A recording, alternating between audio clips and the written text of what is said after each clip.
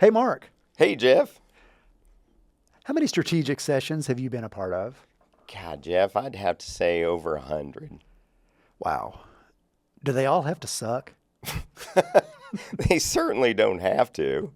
Welcome to MasterMined, the behavioral health business podcast. We go beyond the clinical to explore what it really takes to build, grow, and lead a successful behavioral health organization. Each episode features candid, practical conversations with industry leaders, offering strategies to scale your business while staying true to your mission. From branding and marketing to leadership, culture, and compliance, we cover the tools you need to balance care and commerce with confidence. MasterMined is brought to you by Snapshot, a digital agency on a mission to serve with heart, execute with excellence, and build something bigger together. And now, welcome to MasterMined. Welcome to MasterMind, where we break down the thinking behind high-performing behavioral health businesses. I'm Jeff Skillen, founder and CEO of Skillset Enterprises, consultant and industry strategist. And I'm Mark Scrivner, founder and CEO of Snapshot, and someone who's run plenty of strategy sessions for clients across various industries, not just in the world of behavioral health care. Today, we're digging into what actually makes strategic planning stick. Because you don't need the perfect plan, you need one that your team can actually use. So if you've ever walked out of an offsite with a 40-slide deck but no follow-up, this episode is for you. Jeff, man, I'm super excited about this episode. I know we both believe in strategic planning. I know we've done plenty of strategy sessions with clients in this space and across other industries. I guess I would just kick it off and ask you, like, what makes strategy truly strategic?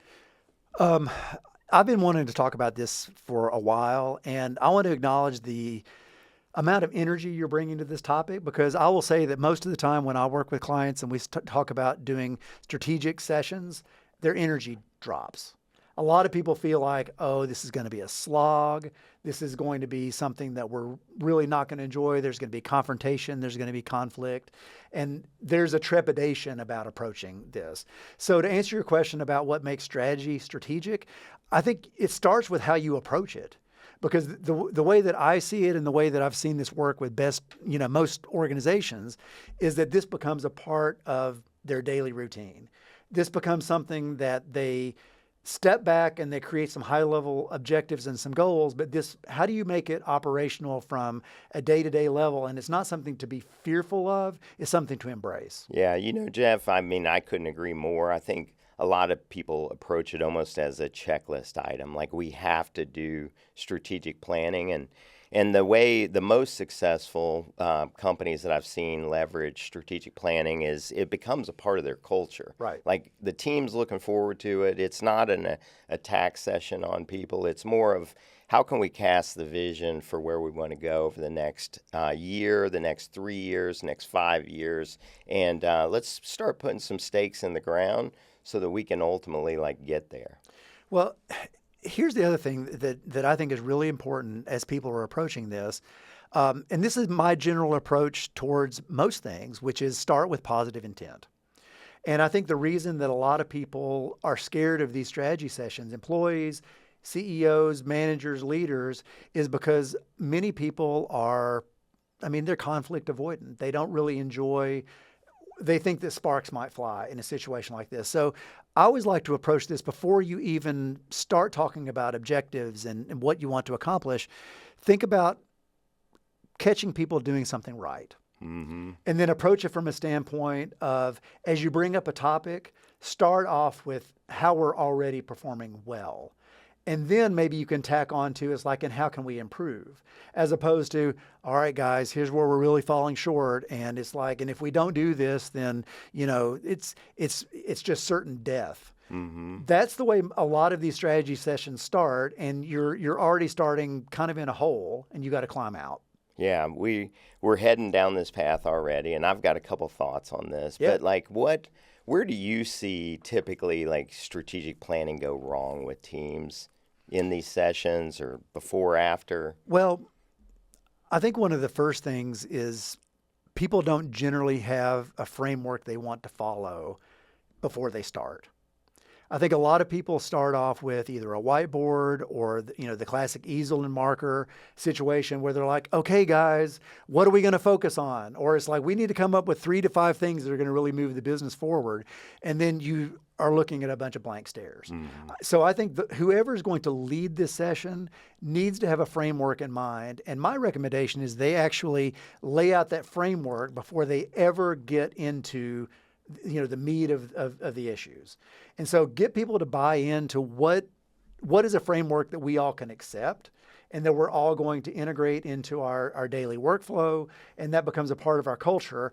And spend as long as you need to get buy-in on that system, because that system is what is going to allow you to then, you've now got a container. We can fill it with whatever we want. Mm-hmm. But I see so many organizations that don't even define the container before they start trying to dump liquid into it. And why are we surprised that we end up with water all over the floor? Yeah, we'll touch on a lot of other items throughout this, but just a couple of things that you said that really, like, where I see it go wrong is, it's almost like it's founder, CEO led. Yes. And I almost never see it be as successful as it could have been, even if, and I'm not promoting, hey, you got to go out and hire, one of the top coaches out there to come in. Right. But you do need an outside perspective to kind of lead these sessions. Or, sometimes I've seen the team become avoidant of really addressing some of the bigger issues that might be holding the center back. Right. And so, that's one area where I see. The other is, you also touched on this, is just instead of coming in and spitballing everything, there's a very clear agenda that we're going to cover throughout the day. We're going to keep it on track. We're almost going to time it out where we're not going to get off track and go down a bunch of rabbit holes to solve what we're identifying. Right. Because the quarter or the year is what we're going to use to, to solve those issues. The third thing is really, like you mentioned, like, hey, it can be a beat up session I've seen with some organizations versus really a celebration. I mean, and most of the ones that I've ran or that I've seen have started off with, what are all the positive things that are happening within the organization right now? Let's address those first to set the tone for the day. And then usually, like, as we wrap up the session, we're identifying some of the key performers within the organization, and we're just giving shout outs to them and why we're shouting it out. So you kind of wrap it up with a positive framework. Yeah, I agree with all of those statements. And one of the things that I'd like to illuminate maybe a little further is that the founder and the CEO who typically leads these sessions, they may be a very skillful facilitator. They may be very, very good at this. And if they are, they need to recognize that they need to actually play a participant role in this as opposed to always being in the leader facilitator role, because you're actually leaving a lot of their intellectual capital out of the conversation because they're putting most of their energy into successfully leading the conversation. So that I'm a big fan of bringing in a skilled facilitator, someone who's done this work in the past, because then you have all the leaders and all the brain power in that room focused on what you're trying to accomplish, as opposed to one person basically at least 50% of the time not engaging at that level. Yeah, such a good point. I mean, we've been in business for 15 years now. We've taken the team away every quarter for 15 years. So that's 60 planning sessions just for like snapshot. And I would say that, we've always had a coach and a facilitator that's done it. And there was a time where I said, hey, let me run it. And even though I could go run these sessions for any other organization, for my own, and not being able to sit back and like listen and take it in, I just saw people were scared to bring up things if I was up there like leading it, or I couldn't sit back and actually truly digest what the team was getting at. Well, and Mark, think about it, is like, as a CEO or a founder of an organization, there's a level of intimidation. You don't want it, but there's a level of intimidation for having a direct report challenge you. Mm-hmm. And so there may be times where a facilitator can see that it is entirely appropriate for that CEO or founder to be challenged in their thinking. Mm-hmm. It would be really rare to have the health of an organization to be so high that that kind of pushback would be welcome and accepted. Yeah. You know, we also see from time to time that these things become really like complex. Like they come out with, lots of things. Where do you see like that complexity, come into play and maybe hold the organizations back that are truly trying to leverage this to get better? Well, I'm gonna stay within the interpersonal dynamic realm for just a moment, and I'm gonna steal from sort of a past experience that I've had where, my background, I started my career in the music industry, and the best example that I can use, and I still use it in my offsite preparations today, is the role of a record producer. So you're dealing with, let's say that you're dealing with a band of 4 people, highly creative, highly skilled, really good at what they do. They're experts in their own realm. You've got a vocalist, you've got a guitarist, you've got a bassist, you've got a drummer. Everybody is incredibly good at what they do. Now, who's going to mediate the challenges? Because at the end of the day, you can only have so much strife and struggle, and then somebody's got to be like, here's the direction we're going to go. Mm-hmm. That is really the role of a successful record producer, is to create a creative environment where you can get those tensions and those skills. You don't shy away from that. You recognize that the sparks that happen is where the magic happens. But you've got to be skilled enough in that zone in order to then lean into those situations and pull out the best of everyone. And so I think of it largely like a record producer does. And so, you think about my idol is George Martin, who was the producer for the Beatles. And, I've studied this and I've talked to a number of people that were in the room with George Martin, and what he was able to do with those guys. I don't know if you've ever watched the documentary to see the inner dynamics or the interplay with those guys. And you just see how multi-layered and the egos and everything that show up. And then you see how George Martin can be like, okay, Paul, that was a great idea, but George is actually onto something here. And so let's actually follow George, and then let's add this. And then, boom, this is the direction we're going to go. And now all of a sudden, you're in a different place than you were before, and you've got something magical to work with. So it gets you out of these stuck places and gets you to a higher level of accomplishment. Yeah, that's such a good point. Yeah. I also see from time to time that companies will come out of a strategic planning session with, 8 to 10 goals that they're going to accomplish. That's the other thing is that people try to do too much, and they try to illuminate too much, and they try to get too granular. In a strategic session, the power is between the numbers 3 and 5. Mm-hmm. That's a great point. So it's like any less than 3 is probably not enough in terms of focusing an organization, but any more than 5 will actually dilute people's attention. Yeah. So I've just learned that for organizational health, in terms of a strategy session, you should really leave that with no more than 3 to 5 large objectives that you should focus on and try to accomplish. Mm-hmm. Yeah.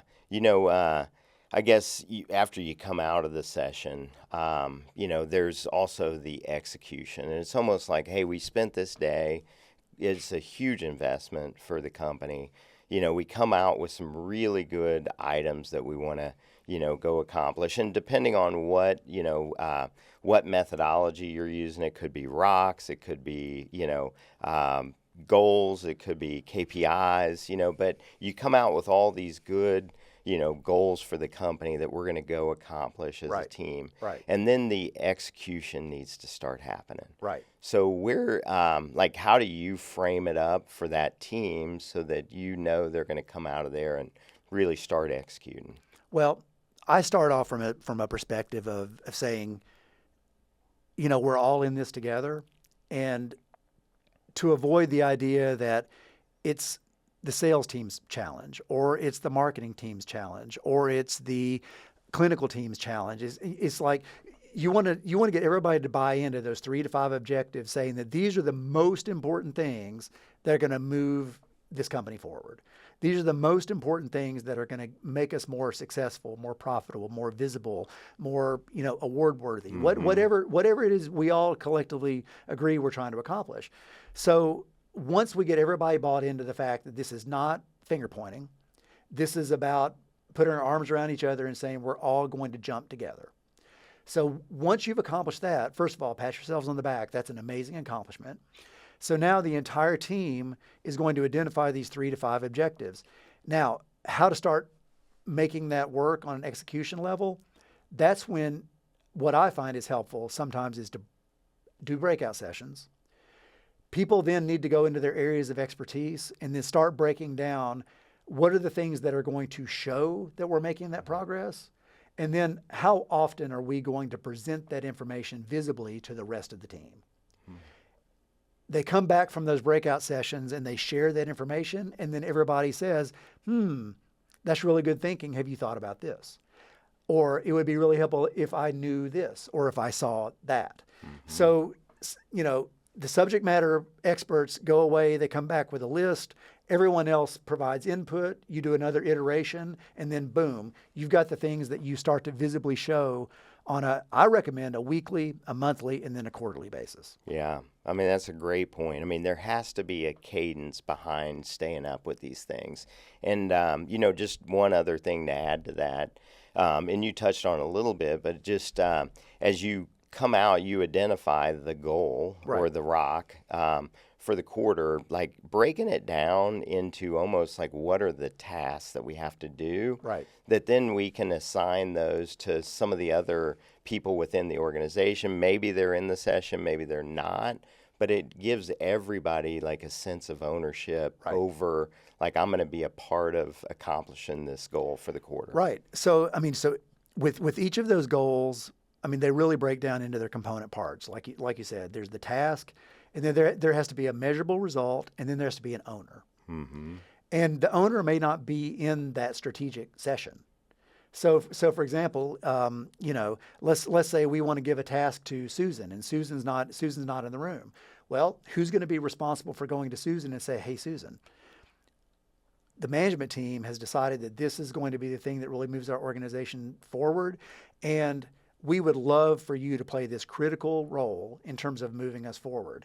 And then you get her to buy into what it is that we're going to accomplish and say, "And Susan, we're going to need you to present this information weekly, monthly, quarterly." It may be in a written form. It may be in a show up to a meeting form. And then we want you to understand that you can tell us the challenges that come with accomplishing that. So getting Susan to buy in, and also recognizing that Susan may need support, or she may need tools, or she may need some additional things in order to make that happen.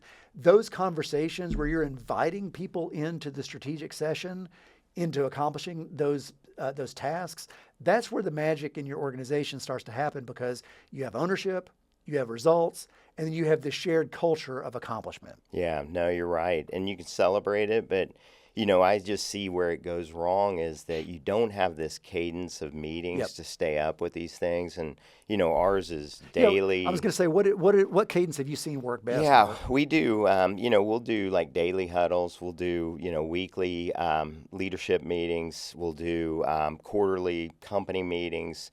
We do weekly or bi-weekly meetings for the goal team. That's, we assign a team to the goal, and then we do quarterly reporting. Every time we do strategic planning, we always report on where we're at with those goals. But, where it's went wrong is when you don't have that cadence of meetings, and then the person feels like they get to the end of the quarter and maybe they've only done 50% of it.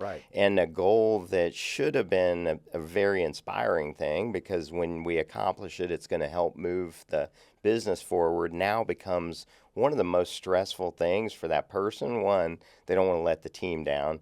Two, they go, man, I'm 3 weeks out from reporting on this, and I still have all this work to do. And it's like, versus we've been talking about it all quarter, and every time we go into one of those sessions, it's like, what do we need? Who do you need? Do you need somebody else inside the company? Or if you need an expert outside the company, let's go identify that person so that we can move this thing forward. Yeah, but you bring up a really good point, which is let's assign a name. Let's say that Tom has a goal or a task he's responsible for, and it's clear to everyone that Tom is lagging behind or is not going to make that goal. Now, some organizations would allow Tom to fail. Now, I think we can agree that that's a terrible result for Tom. That's a terrible result for the company. That's a culture killer, right? So if you're having those, the cadence, as you say, the daily, the weekly, the monthly, the quarterly, do you then go to Tom and just say, like you said, Tom, what support do you need internally? Do you need support externally? Because we're not going to budge on the goal. We're not going to budge because that is what the company needs. So what additional support or resources do you need in order to accomplish that? That's not revealed unless you have those cadences, right? Yeah, you're right. But I mean, I guess my question is, so what do you do in a situation with Tom, for example? How do you decide whether Tom is going to be able to get it done? Because this is kind of where the rubber hits the road. Yeah, there's been many times throughout the history that and with lots of organizations that somebody might take on something that's too big for them, and or that they aren't resourced for. And what we do is we identify it in those meetings, and we determine like what else do they need as a group, not as we let Tom decide what he needs to do. It's like as a group, what do we need to do to help Tom move this forward? There's actually been times where we've had to step in and just assign someone else to co-do it with Tom, through the quarter. And that's not always the best thing, but nobody wants to lose. Nobody wants to not be successful. And so, in that scenario, we still get the goal done. Tom still gets celebrated as he was a huge part of it. And we don't drag him into, man, Tom's the only one that didn't get his goal done this quarter. Right. So that's how we've done it in the past. And I guess, just thinking, Jeff, for like we've talked about strategy, we've talked about a couple, platforms like, in your, like what you've seen out there, there's Scaling Up, Vern Harnish, there's Gino Wickman with Traction and EOS. Right. There's lots of others out there. Maybe you can maybe talk about some that you've seen, but have you seen any one of them be like more successful than the other? Okay, I'm going to say something that may be a little sacrilegious here. It's a lot of those platforms and most of those platforms are just like the tech companies. They want you to stay in their ecosystem. But the reality of it is they're all doing the same thing, just sort of with different language. I'm a big fan of actually taking someone's framework and then adapting it to your own. I mean, I'm probably the biggest fan of the EOS model, the Gino Wickman Traction. I like that model because he lays out a very simple framework that any organization of any size can start with. Now, I don't necessarily love all the language. I don't necessarily love a lot of the rigidity that that he recommends, but I do like the simplicity of it. And I think it's probably good to find a framework that works simply and one that you can stick to. Yeah. So how about you, Mark? It's a great point. I mean, we've, we started the company, and for 10, 12 years we ran with Scaling Up, and, then we switched over to EOS, and we ran that for a couple of years. And I think, like you said, you've got to adjust it to the company.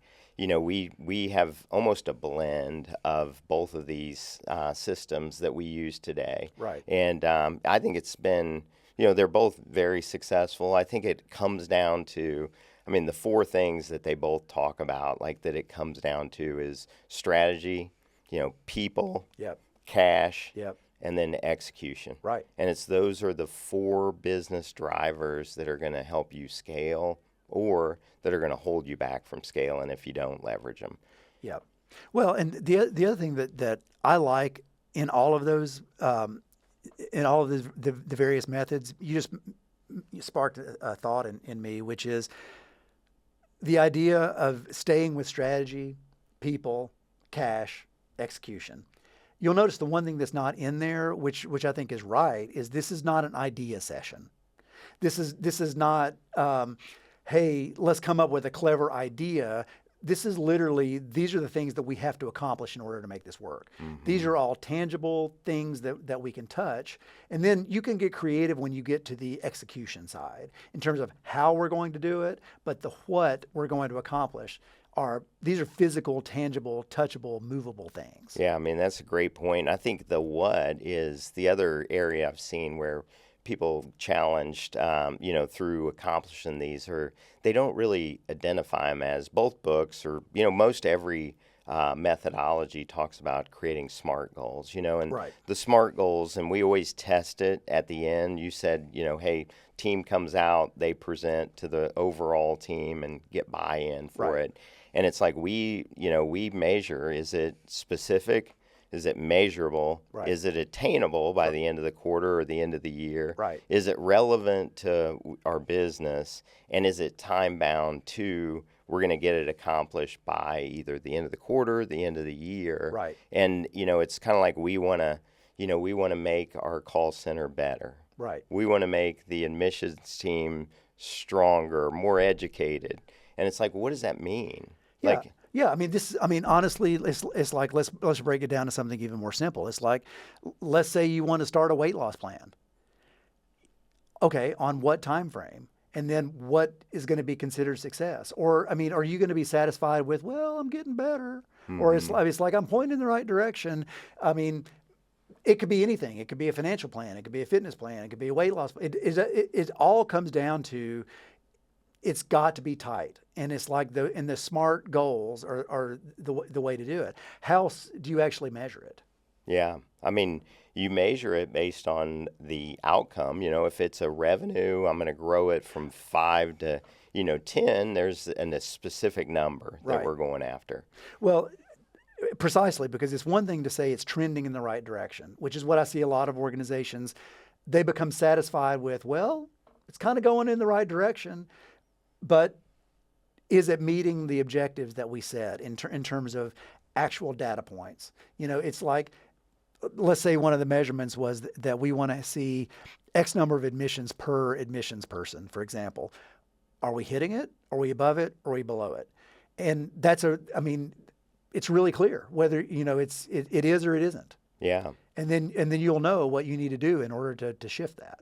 Yeah, I think, just staying on this for a second, I think the other thing is a lot of companies don't challenge themselves to really go after what they can accomplish, and let's just stay with a revenue number and say, Yeah. We're doing 5 million and we want to get to, and we start asking, and the CEO all the way down may say, if we could generate 25%, increase, we'll be at, 6,250 next year, 6,250,000. And it's like, why not 7 million? Why not 10 million? Right. And I've just seen when you put a number up on the wall, like where it comes to life. It's not just, hey, we came up with this, it goes in a book, the book goes on the shelf. It's, it's a number out there that the entire organization can get around. When that happens, chances are you're going to be about 90% more likely Right. to hit it or get real close to it.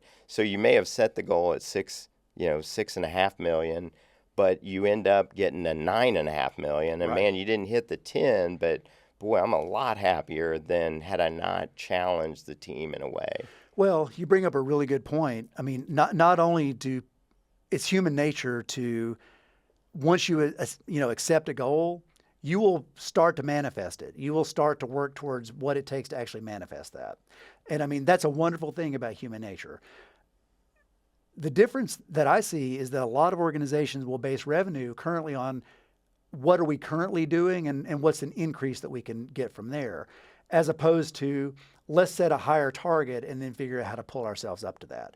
That gets you thinking about additional revenue streams. That gets you thinking about ways to earn money that you haven't before. And it's like it opens up new avenues as opposed to what I see most organizations doing, which is how do we keep doing what we're doing but 10% more?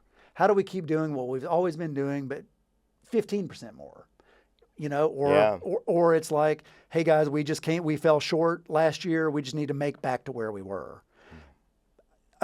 While that may be really important, it's certainly not inspiring. Yeah, that's a great point. It makes people start thinking differently. It's like, what do we have to do to go get that goal? And if it's, just staying with the 10 million, do we need to go buy another center? Do we need to go buy another facility that we can expand into? Do we, do we need to hire another, salesperson, outreach person? Right. Do we need to maybe launch a new line within the business? Right. There's just so many things that, people start thinking so differently when they have a bigger number up on the wall. Right. Another strategy that I like in working with companies and also individuals. This works for individuals, which by the way, I want to make a really important point. We're talking strategic planning for companies. This same framework for strategic planning for individuals. Mm-hmm. It is the exact same concept. So one exercise that I like doing with people is think about a job or a revenue number or a target that you think might be unattainable. Now I want you to think of someone who's actually attained it. Okay? Think about an organization that's actually at that level or an individual who's already at that level. And then I want you to ask this question: why not me? Mm-hmm. Why not us? I've seen, first of all, a room go completely silent when that happens. But then also it's like, wait a second. I've been focusing on all of our limitations. And that question right there of like, why not me? Why not us? It just opens a whole new level of, well, why not us? Yeah, that's a good point. Yeah. You mentioned the individual. I was actually going to ask you, is there a size that's too small for strategic planning? But you just answered it. Not at all. As a matter of fact, I use this framework with individual. I do work with individuals from time to time, and it's like, this is exactly, I approach it from a standpoint of saying, let's look at you as you incorporated. Mm-hmm. Let's look at you as a business, and what would a business do in order to then achieve greatness, whatever you define greatness to be, right? It is the exact same process. And that's the magic of this is like, it's not one process for a company and one process for a person.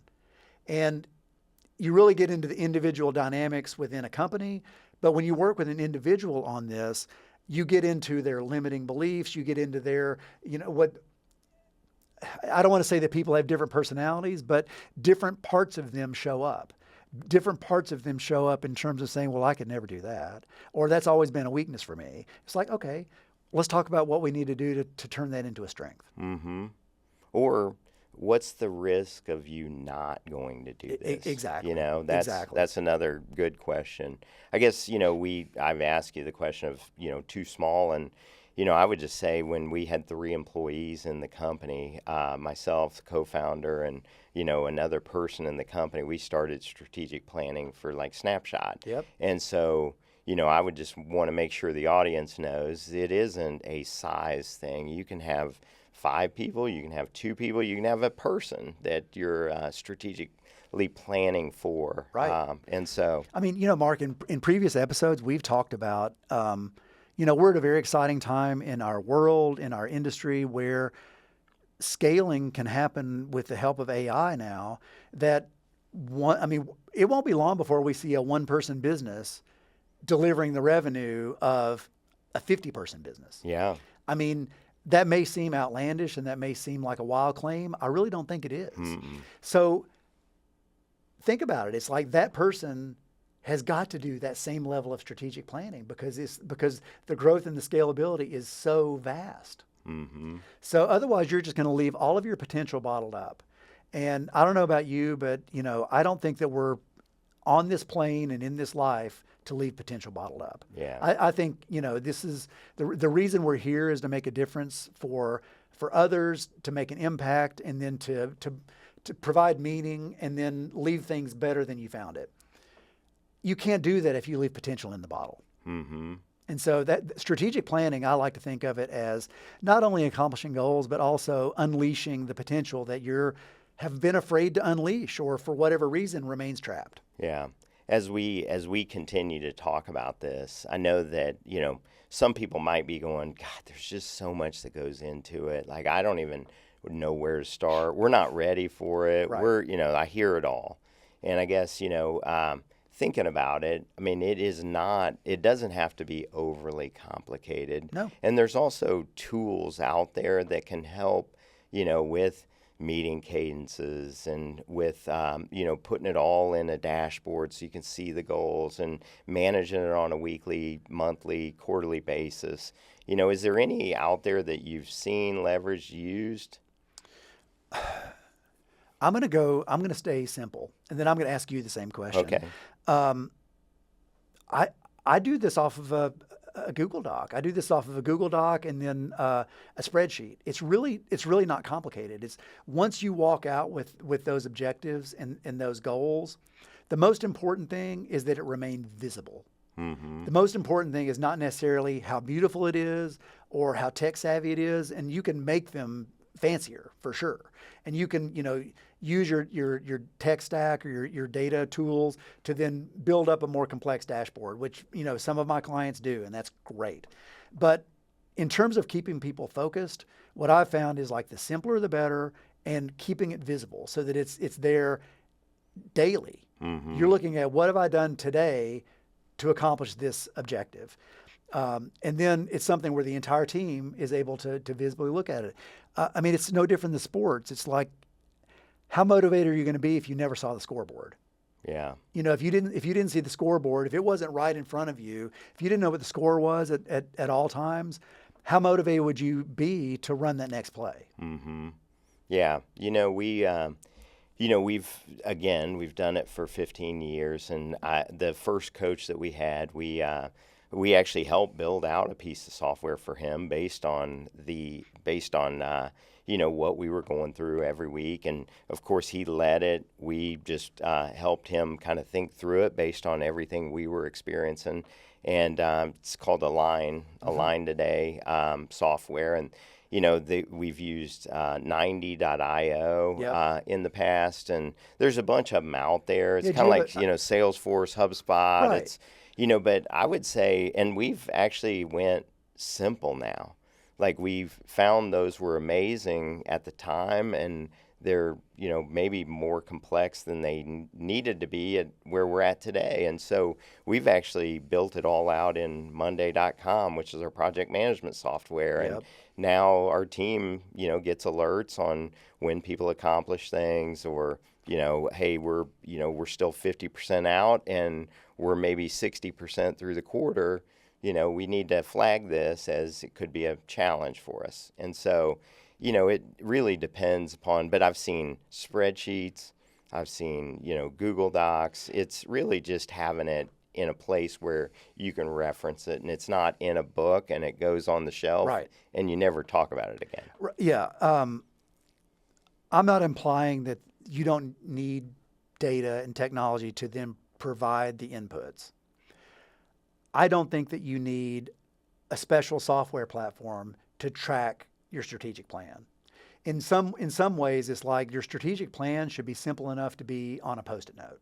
Mm-hmm. And it's, don't take me literally, but it's like, it should be that simple. Mm-hmm. It's like everybody on your management team should be able to walk out with a Post-it note that says, these are the 3 to 5 things that we're going to accomplish, and I know who's going to be responsible for it. And I know that we're going to talk about this daily, weekly, monthly, quarterly, right? I do, and it's like, you may have to go get that data from a variety of sources in order to report that back. But the number fits on a Post-it note.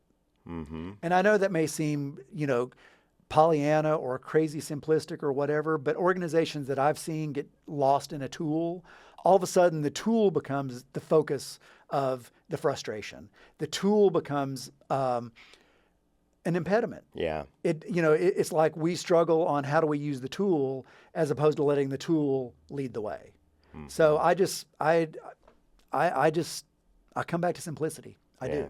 I've got some thoughts on this question I'm going to ask you, and we've touched on this a few times in the beginning of the episode, but one is, do you see these being more successful offsite or on location? And then, just building onto that, what are some of the best practices of like pre-work that a company can do before they actually get into the session? Obviously have seen and participated in both. You know, the regular work environment or the offsite. I'm a big fan in once a year going offsite. And it doesn't have to be elaborate. It doesn't have to be expensive. It just needs to be get people out of their day to day and get into a different zone. I'm a big fan of a creative environment. It doesn't always have to be like at a hotel or something like that, but it could be, you know, you can rent a room at a a co-working site. You can get a space at a coffee shop or whatever. It's like I'm also a fan of getting people out of an environment and then into like a different environment. So for example, that's why I like the co-working spaces, because there are people running their business all around you, and it's completely different than your business. So you see that there's a world outside of your world. So it's like, that's helpful in terms of just getting the juices flowing and get people thinking. So at minimum, I think annually, for like the annual goal setting, I like offsite. For the weekly, the monthly, the quarterly, I like you're in your place of work. Yeah. It's like it just becomes part of your routine. It becomes part of your culture. It becomes part of what it is that you're doing. That's my approach. I mean, what do you think, Mark? You know, I agree with you 100% on it. It's I think what I've seen fail is when you're on site and people are working around you and people feel like they got to go check an email, or somebody has to get an answer from somebody in the session. You're begging for interruptions, and you've also got people going, I wonder what they're doing in there. Yeah. I wonder what they're talking about. Yeah. And I mean, we've seen, hey, it could be successful going to a hotel. I think another thing I've seen that, the audience may think about is just some of your vendors, like, That's a good idea. being able to go utilize a conference room at one of your vendors offsite. One, it just sets you up as like we take this serious. We do this. We're not just about showing up every day. We are really planning for the future. And that future is making, our clients' lives better. It's, making our team's lives better. It's making our company more sustainable. Right. But it's, I see the vendors like really like dial into, man, I love it. You guys do this. We've done that from time to time, and it's been really successful. I think that's phenomenal. Yeah. And then I guess like what kind of pre-work have you seen that like, gets people on the right path so that the session can be valuable versus just a waste of time? This is where I think it's helpful to lay out a framework in advance in terms of here's what we're going to walk out with. And then I like to give people the opportunity to think really big. I like people to come in with creative ideas, and it's like, what are you most concerned about? What are you least concerned about? What's an opportunity that we're not thinking about? And then give people sort of a framework of questions that spark some curiosity and then spark some creativity. It's like, what are some known unknowns? What are some known knowns in terms of what it is that we're looking at? And then if resources were not an issue, what would you do in this situation? And it's like take some constraints off and give people an opportunity to sort of brainstorm and think really big. So, I mean, just to tighten that answer up, I like giving people the framework and say, this is what we want to walk out with. These are some questions that I want you to be curious about your sphere of influence and your area of expertise. And I want you to do this almost like a journaling exercise. I don't want you to be thinking like I need a smart answer. I want you to think about this from a standpoint of you may want to draw. You may want to, it's like this is not just a type and answer. Whatever's going to spark a creative impulse in you, I want you to bring that creativity to the table. Yeah. I mean, just what you said, we asked the team, like, what do you think are the three biggest things the company needs to go do in order to be successful? Yep. What do you think are the three things that you need to go do in your role within the company that could make the company more successful? Yep. And then, once a year we do like a SWOT analysis, strengths, weaknesses, opportunities, threats. Yep. And then we sometimes will, look at the threats and the opportunities and just we'll set goals around, how do we either strengthen these on that SWOT analysis or how do we get them off of there? And it could be, in the past it's been redundancy of systems, like we had everything depended on one system that we had. And so, boy, if you had a point of failure, Right. we're going to struggle for a while to regain all that. And so, like, how do we create those redundancies? I mean, that's just a simple example of what might be on the, threats, Right. part of it. But that's what I've seen be really successful on. Well, here's another question that I like to ask, and this sometimes pivots people to think a little differently. Imagine insert competitor's name, strategy session. What are they talking about? That's a good point. And, yeah. And so it's like I've done this two different ways. So it would be like a direct competitor. Imagine a direct competitor strategy session. Go ahead and play out what you think they're talking about. And then another question that I like to ask is it's like, let's come up with a company that's just wildly successful, that we all think has no problems in the world. And then just say, imagine that company going into a strategy session. What do you think they're talking about? It just opens up a whole other frame where I find that for a leader or a facilitator going into a situation like this, one of their most important jobs is to get people off the myopic view of only seeing what they know or only knowing what they know and realize that they have such a wider viewpoint than they realize. Mm-hmm. So I like the competitor, and then I like sort of the aspirational company sort of framework, and it just gets people thinking in a different way. Mm-hmm. Yeah, we've talked about this a lot, about like the check-ins and Yep. the cadence of all that, and we've talked about like keeping the momentum going after the offsite. I mean, that's all key to making the strategy come to life. I guess have you seen any organization do it like really well that you go, man, this is like the model for what you'd want out of a strategic planning session? I can think of a few companies that have done this well, and Mark, I know you're familiar with the stand-up meeting concept where there's a stand-up meeting 7:30 or 8 a.m. every morning, and then it's just everybody reports within 30 to 45 seconds of what happened yesterday, what's going to happen today, what's going to happen tomorrow, or something like that. What I find, in order to make this, whatever cadence you decide is going to work, you need to inject some fun into it, and you also need to inject some stickiness into it as well. And so the companies that I've seen do this well, there's usually an award that goes with this. There's usually a trophy or something that goes with this. And there's usually something, I mean, it could be as simple as a T-shirt. It could be a goofy little trophy. It could be a stuffed animal. Whatever it is like whoever does it the best that day gets the award that day, or that week or that month, or there's something that you're working towards that has some bragging rights to it. Yeah. And it's like, and I wouldn't make it money. I wouldn't make it a title. I wouldn't make it anything like that. I would make it, honestly, a little silly. Yeah. Because it's like, silly is sticky. Mm-hmm. And it also creates this culture within your leadership team that just says, you know what, we can accomplish a lot of things and we don't take ourselves too seriously. Yeah, that's such a good point. I mean, and I do think like having the fun around it is going to keep this thing alive. Like I've seen, we do quarterly themes where, in the past it's been everything from like make it rain, and we had a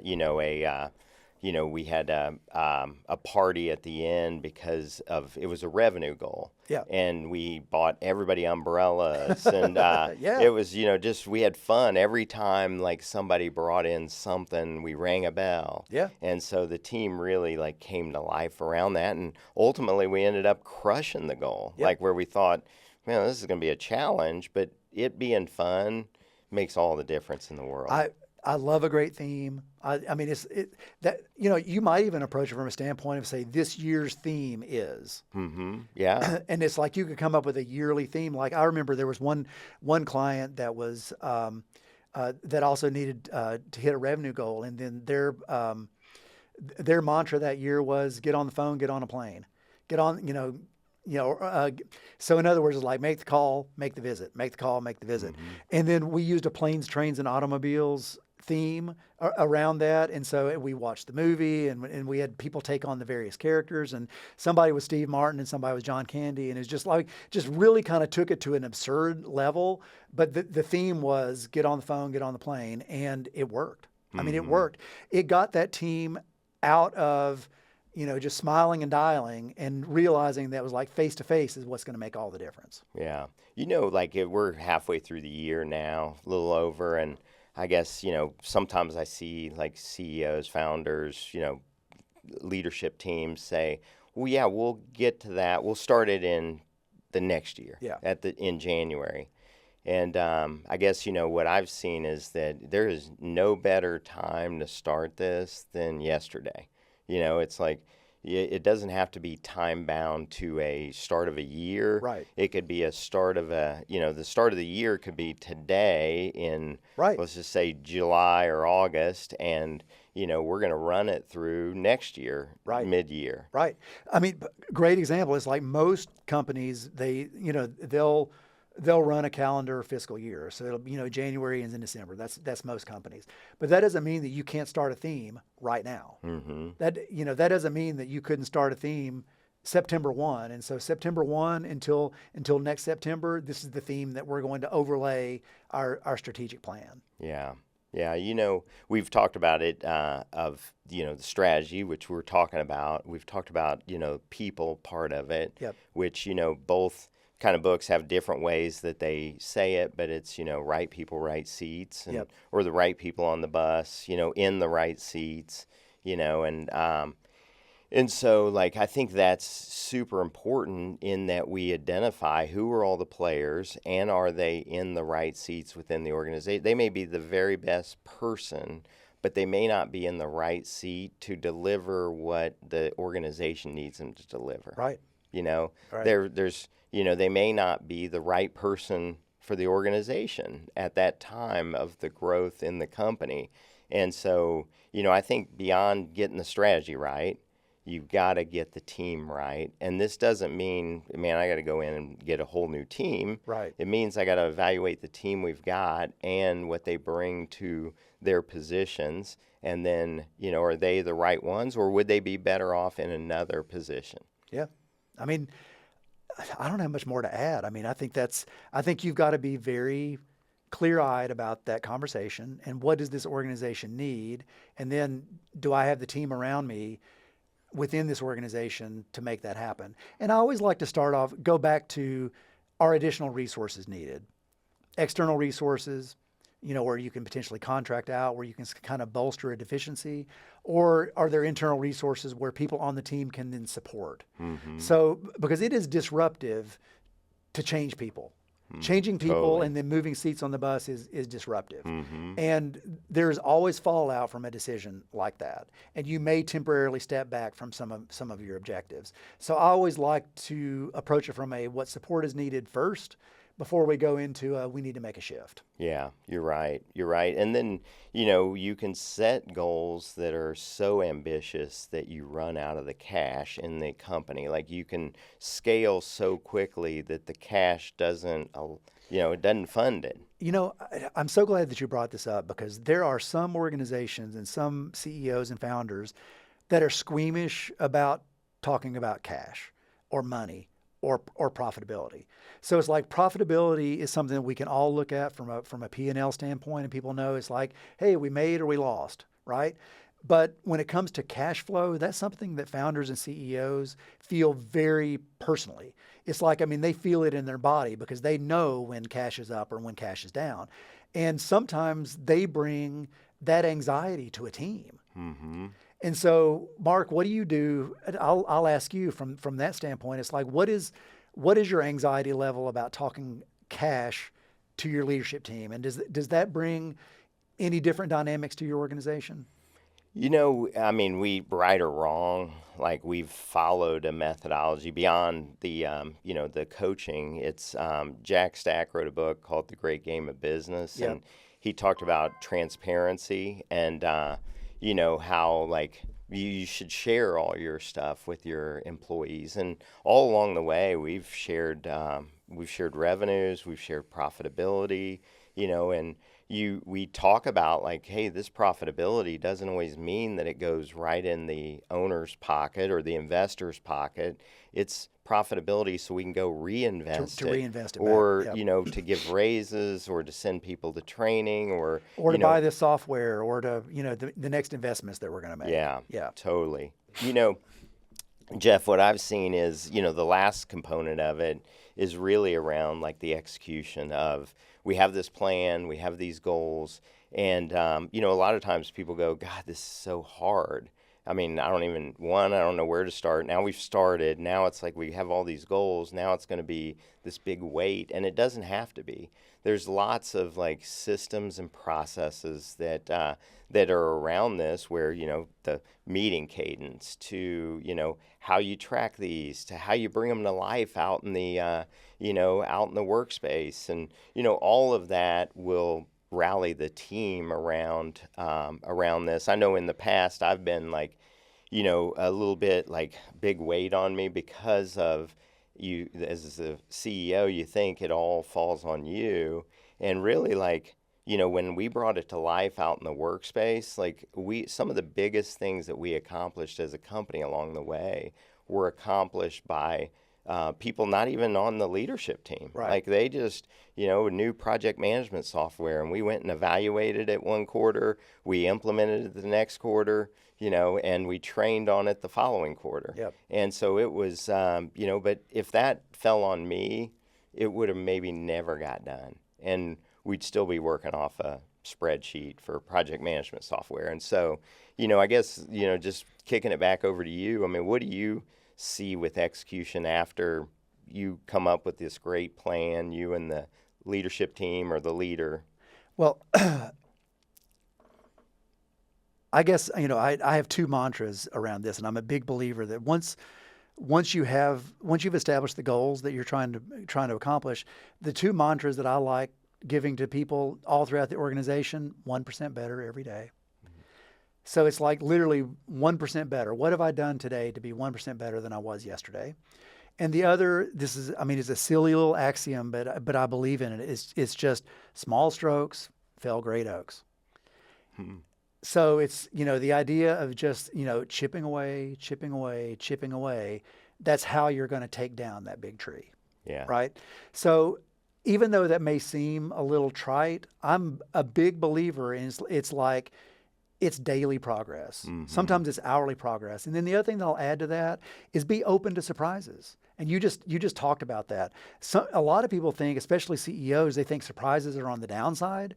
Be surprises where we fall short, but also leave some room.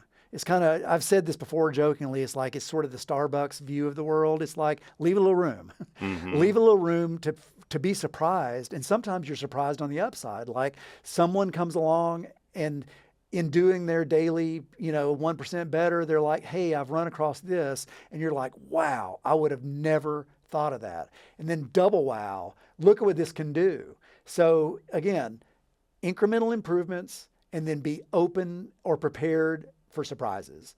And I've just seen it work. Jeff, man, you're so right. This has been so much fun. I enjoy this stuff. I know you do as well. Definitely. God, I hope that the audience gets a ton out of this. And I would just say if they had any questions, like we'd be happy to answer anything about like strategic planning, even make introductions to people Absolutely. that they might be able to utilize should they want to undertake this if they're not doing it already. Right. But man, what a great episode. Thanks, Jeff, for bringing it today, man. This was a good one. Whether you're running a 10-person team or a 100-person operation, strategy isn't for the big guys. It's how you keep the main things the main things. And when you treat planning as a process, not as a one-time event, you start to see better alignment, better execution, and real results. Thanks for listening to MasterMined. Go get your plan on the page and off the shelf.